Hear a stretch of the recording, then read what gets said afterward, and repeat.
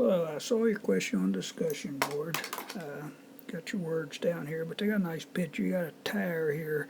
Got some point on the ground, 87 feet from the tire.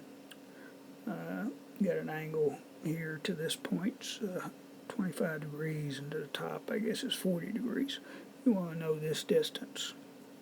And so I guess what I'd do is I'd find A, let's call A the distance from the ground to the top of the tire, and then B the distance from the ground to this point here.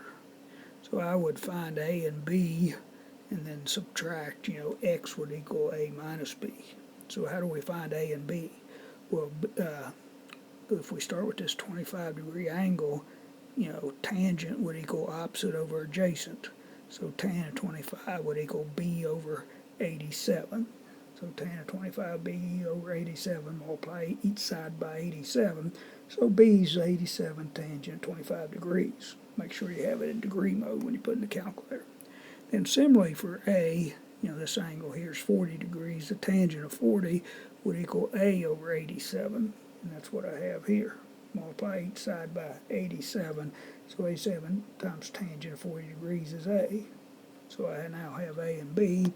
And so you want to subtract those two. And you put it in the calculator, I guess I get 32.4 feet. It is in feet. They do want you to round the nearest foot, so you just say it's 32 feet. I hope this helps.